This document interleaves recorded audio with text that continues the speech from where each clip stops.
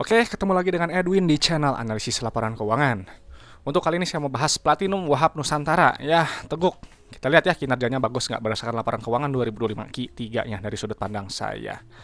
Oke, kalau teman-teman punya analisis yang lebih lengkap, jauh lebih baik gitu ya, boleh sharingkannya di kolom komentar gitu ya, supaya nanti saya pin bisa investor lain juga baca ya. Oke, untuk ya udah kita langsung aja ya ke analisis. Untuk teguk gitu ya, dari data yang saya temukan memang ini nggak ada riwayat bagian dividen ya gitu, dan juga ini IPO 2023 ya. Jadi kalau IPO terus nggak ada apa namanya riwayat bagian dividen, buat saya ini IPO yang nggak baik ya, nggak bagus gitu. Kenapa gitu ya, berarti IPO-nya entahlah gitu ya, pokoknya saya nggak mau, cuman Anda pasti mengerti ya maksud saya. Cuma nanti kita lihatlah di laporan keuangannya gimana. Buat saya penting ya, kenapa perusahaan itu harus bagi dividen gitu ya, karena perusahaan yang bagi dividen itu adalah perusahaan yang memang sudah terbukti profit dari bisnisnya ya, dan juga punya kondisi yang sehat. Jadi kalau nggak bagi dividen ya bisa jadi perusahaan tersebut ya, kalau nggak cuma untung di atas kertas saja atau nggak ada masalah ya, atau mungkin cuma memperkaya owner perusahaannya aja yang biasanya merangkap sebagai komisaris dan direksi ya gitu. Jadi kalau nggak ada lewat pembagian dividen gitu ya, nggak begitu jelas, saya langsung close aja laporan keuangannya, cari aja saham lain lah, nggak usah cari yang bagus-bagusnya di mana gitu.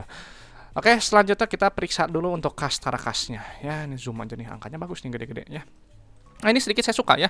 Kan ini nih contoh laporan keuangan yang sederhana sekali ya. Jadi nggak ada yang pos-pos yang aneh-aneh lah gitu. Saya suka kadang yang seperti yang simpel gitu, kayak gudang garam, HMSP gitu, itu simpel semuanya ya. Unilever juga sama tuh simpelnya. Jadi kalau mau belajar laporan keuangan gitu ya, paling simpel belajar dari si 3 emiten itu ya, Unilever, GGRM, HMSP sih, seingat saya yang sederhana. Oke, langsung ya cek ke kas tarakas ya, di satuannya rupiah penuh. Ngubah dulu. Oke ya. Kas tarakas kita lihat ya. Ini kenapa kita harus lihat kas tarakas? Karena kas tarakas ini adalah jumlah uang yang ada di dalam dompet perusahaan ya. Ingat sih, uang kas punya fungsi untuk bayar operasional, ekspansi, dan juga untuk bayar pinjaman ke bank ya. Jadi nilainya jangan terlalu sedikit. Karena kalau nilainya terlalu sedikit nih, kayak sekarang ya 2,2 M, sebelumnya sekarang 250 M. 250 juta ya. Takutnya dia ada kesulitan dalam bayar operasional, ekspansinya, atau bayar pinjaman ke bank ya. Jadi hati-hati. Ya gitu, ini turunnya lumayan sekali ya, kasnya melemah sekali, turun 1,9 miliar ya. Cuma nanti detailnya kita cek di laporan arus kasnya.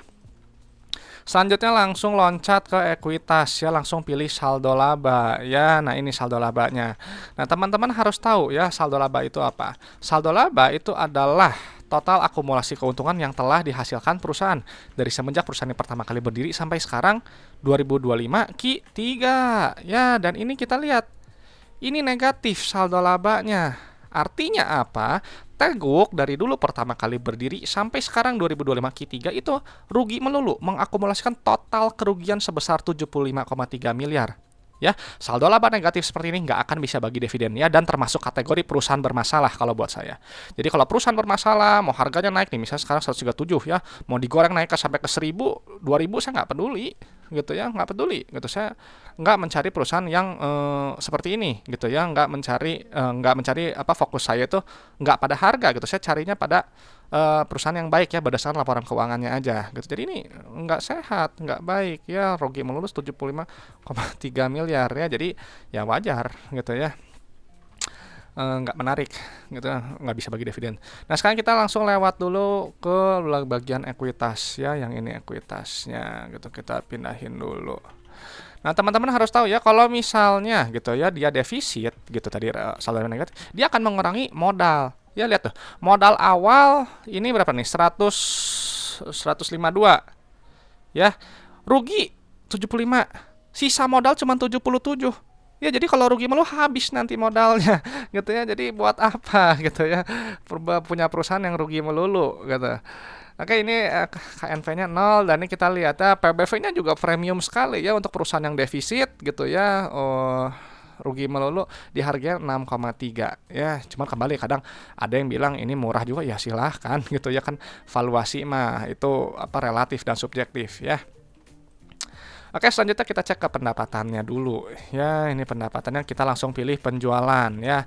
Kenapa penjualan? Karena penjualan ini ada pos keuangan yang menunjukkan pertumbuhan perusahaan ya. Perusahaan yang baik, yang bertumbuh, pendapatannya cenderung naik ya. Dan ini kita lihat, ini pendapatannya turun sekali ya, turun 95%, turun 66,9 miliar. Nah, kalau turun seperti ini apa artinya?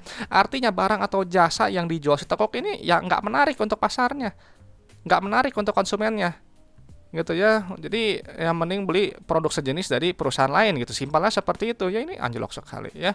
Nanti si pendapatan akan dikurangi oleh harga modal barang atau jasa, nanti keluar laba bruto yang ini nilainya. Ya, nah kalau laba bruto ini untuk melihat inti efisiensi perusahaan, untuk melihat kemampuan perusahaan menempatkan harga jual barang atau jasa di atas harga modalnya. Ya, misalnya ini 66%. Jadi kalau misalnya teman-teman jual satu buah minuman harganya 100.000 gitu, itu ambil laba kotoran 66.000. Ya, 34.000-nya itu adalah harga modal barang atau jasanya gitu. Jadi kalau saya memang cari perusahaan yang laba brutonya setinggi mungkin, GPM-nya setinggi mungkin sesuai dengan sektornya, karena semakin besar laba bruto nanti semakin besar laba bersih. Ya, laba bruto nanti kurang oleh beban usaha, beban operasional ya, beban non operasional, beban pajak, nanti baru keluar laba periode berjalannya ya, atau ruginya di sini ya, rugi bersih. Mana rugi bersih? Nah ini. Ya, dan ini teman-teman bisa lihat ya gitu.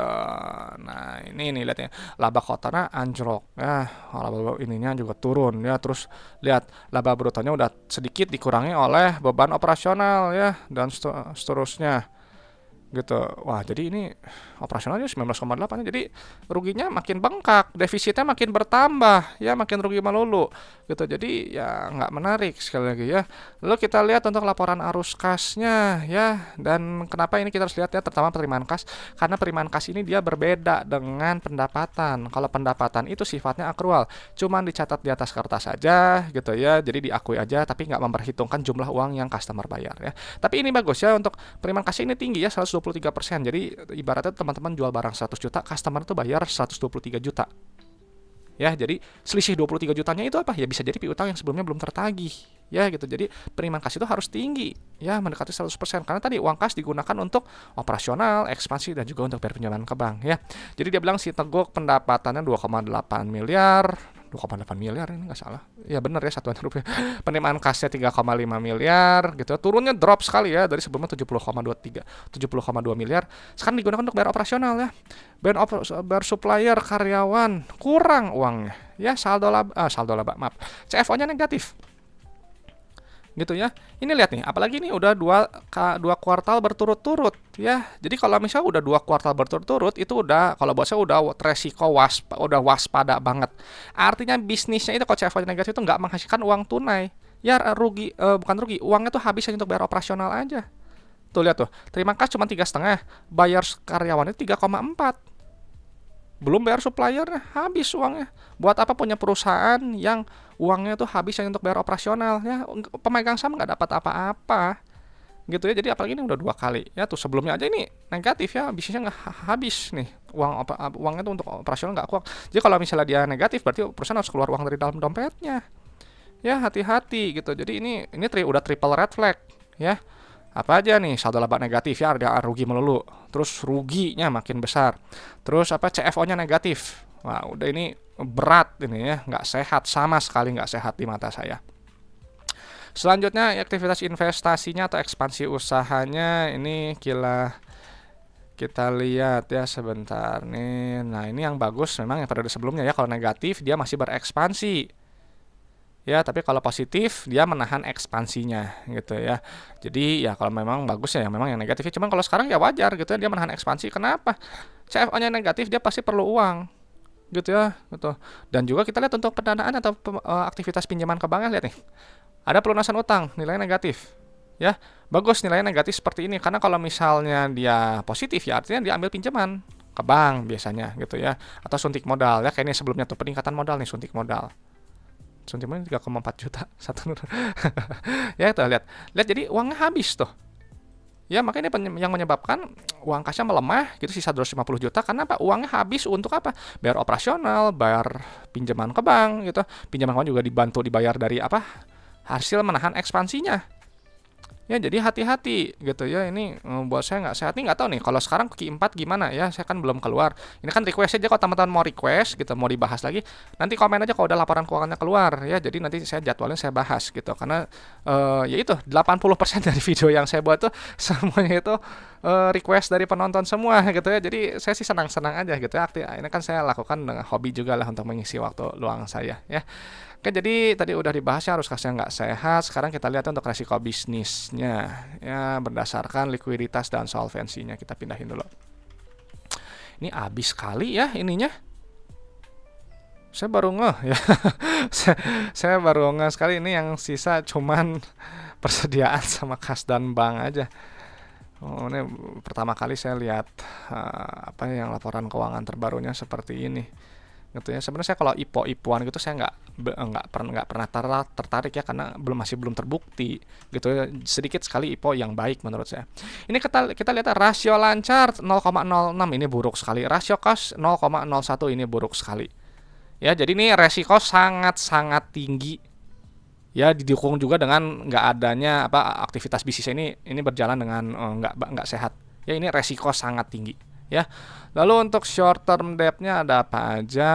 Hutang ke bank 5 miliar, selisih nggak ada. Ini aja masukin aja. Ya, lihat nih. Ini rasio cost utangnya jangka pendek juga ini bahaya sekali ya. Ini sangat-sangat lemah. Ya, utang depan mata 5 miliar, uang di dompet cuma 250 juta. Gimana cara lunasinnya? Ya, gitu ini berbahaya sekali ya. Untuk jangka pendek, jangka panjangnya kita pindahin dulu. Oke ya, ini kita lihat ya, ini DER memang masih rendah ya di 0,42 dan juga nggak ada utang bank ya. Jadi kalau jangka panjang ya sebenarnya terlihat rendah resiko, tapi kan ini depan mata dulu resiko sangat tinggi ini gitu ya, gitu karena nggak mencukupi gitu ya, bisnisnya nggak berjalan dengan baik ya untuk Teguk. Jadi setelah dipindahkan data-data keuangan ini perusahaan yang nggak menarik ya buat saya ya, karena apa yang ada di pembagian dividen ya, ini menurut saya IPO yang kurang baik katanya. Jadi nggak ada nilai tambah gitu ya, saya biasa tadi langsung skip aja. Saldo labanya negatif juga ya, defisitnya rugi melulu sampai 75,3 triliun 75,3 miliar. Ruginya memang mengecil ya, tapi tetap aja rugi ya rugi gitu ya. CFO-nya juga negatif ya, bisnisnya nggak berjalan dengan baik. Dan untuk resiko bisnis solvensi terlihat rendah, tapi ingat ya, kalau saya lebih suka lihat yang depan mata dulu ya. Untuk jangka pendek aja ini resiko sangat tinggi ya. Jadi ya kembali lagi ya teman-teman yang menilai gitu. Jadi apa namanya, kalau lihat kayak gini ya saya nggak bisa banyak komentar ya, udah terlihat jelas gitu. Tapi ya teman-teman harus tahu ya, kalau analisis laporan keuangan itu hanyalah sebagian kecil dari fundamental, hanya menilai kinerja masa lalu sampai 2025 Q3 ya. Jadi untuk Q4 berjalan yang udah lewat gitu ya, meskipun belum terbit, tahun sekarang gimana, tahun depan gimana saya nggak tahu ya. Teman-teman yang proyeksikan sendiri aja apakah masih bagus atau enggak. Ya, dasar lagi saya hanya bahas kinerjanya aja berdasarkan 2025 Q3. Jadi kalau untuk masalah harga gitu saya nggak tahu gitu ya, jangan tanya saya kalau harga, saya kembalikan aja ke market ya, terserah market mau dihargainya berapa sih Teguk ya. Dan untuk masalah murah atau mahal itu kembali lagi ya teman-teman yang menilai gitu ya, apakah sudah murah atau masih kemahalan gitu ya. Teman-teman kalau punya metode valuasi yang lebih menarik, lebih canggih, lebih lebih akurat, silahkan digunakan ya gitu. Jadi valuasi itu ya sifatnya subjektif dan relatif ya.